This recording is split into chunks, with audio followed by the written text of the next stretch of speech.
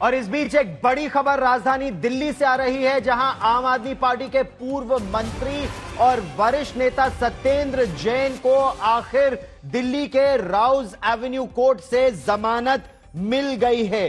PMLA prevention of money laundering act के एक मामले में वो जेल में लगभग 2 वर्षों से बंद थे।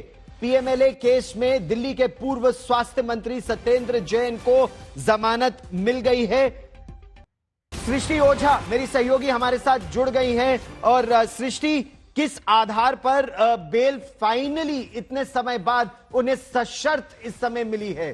सृष्टि जी बिल्कुल गौर, जैसा आपने कहा मई 2022 में अरेस्ट किया था इन्फोर्समेंट डायरेक्टरेट ने इस मनी लॉन्ड्रिंग मामले में सत्येंद्र जैन को। आज दिल्ली के राउस एवेन्यू कोर्ट ने उन्हें बेल देने का निर्णय लिया है और कोर्ट ने बेल देते समय मनीष सिसोदिया को बेल देने वाला जो सुप्रीम कोर्ट का जजमेंट था उस पर रिलाई किया है, जिस जजमेंट में सुप्रीम कोर्ट ने एक राइट टू स्पीडी ट्रायल की बात की थी। कोर्ट ने कहा है कि 18 महीने जैसा जो लंबा पीरियड है वो सत्येंद्र जैन जेल में बिता चुके हैं। इस मनीष सिसोदिया के केस में बताए गए पैरामीटर्स के हिसाब से भी उन्हें बेल दी जानी चाहिए। कोर्ट का कहना है कि ट्रायल अभी तक शुरू नहीं हुआ है, ट्रायल काफी समय तक इस मामले में खत्म होने की कोई गुंजाइश नहीं दिख रही है। ये कहते हुए कोर्ट ने 50,000 के पर्सनल बॉन्ड की एक जो रिक्वायरमेंट लगाते हुए और कुछ बेल कंडीशन सेट करते हुए सत्येंद्र जैन को बेल दी है। देश के बाहर सत्येंद्र जैन ट्रैवल नहीं कर सकते हैं, केस से जुड़े हुए जो लोग हैं उन्हें कॉन्टैक्ट नहीं कर सकते, ट्रायल जो है उसे इन्फ्लुएंस वो नहीं कर सकते हैं। ये जो कुछ कंडीशंस लगाई जाती है हर मामले में, वो कंडीशंस को लगाते हुए कोर्ट ने सत्येंद्र जैन को बेल दी है। पिछले कुछ महीनों पहले मार्च में हमने देखा था सुप्रीम कोर्ट ने इस मामले में बेल देने से सत्येंद्र जैन को मना किया था।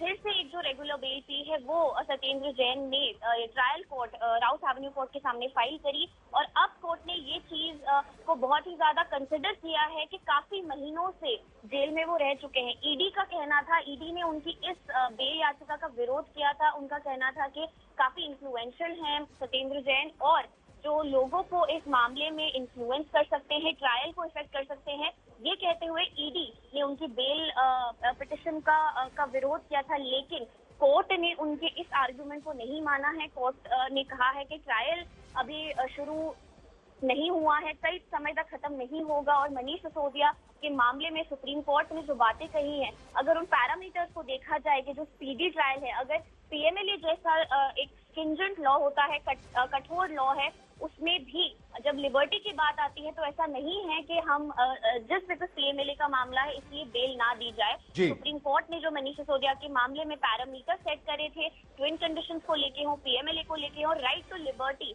और स्पीडी ट्रायल को लेते हो, उन पैरामीटर्स में सत्येंद्र जैन का केस बिल्कुल फिट होता है और एक सूटेबल केस है बेल दी जाने के लिए। तो इस बड़ी राहत एक मिली है सत्येंद्र जैन और आम आदमी पार्टी को, क्योंकि आज दिल्ली कोर्ट से उन्हें बेल मिली है इस मामले में। निश्चित तौर पर अब की बात की प्रक्रिया और उनके जेल से बाहर निकलने में कितना समय और लगेगा, क्योंकि उनके लिए और आम आदमी पार्टी के लिए तो पल पल उनका अब जेल में रहना 18 महीनों के बाद भी बहुत बहुत कठिन होगा। तो अब आगे की प्रक्रिया क्या है? आगे की प्रक्रिया जो बेल के मामलों में होती है, उनके वकीलों का तो उम्मीद है कि आज ही सत्येंद्र जैन जेल से बाहर आ पाएंगे। कोर्ट का जो एक ऑफिशियल ऑर्डर होगा वो जेल के पास कम्युनिकेट होना होगा। कुछ जो पर्सनल बॉन्ड जो कोर्ट ने कहा है साइन करने के लिए, वो सारी फॉर्मेलिटीज अभी यहाँ पर जो है उन्हें पूरी करनी होगी। सत्येंद्र जैन खुद भी कोर्ट में मौजूद थे अपने परिवार के साथ। उन्हें इस मामले में आज जो मेन मैटर की हियरिंग थी उसके लिए वो कोर्ट में अभी मौजूद थे।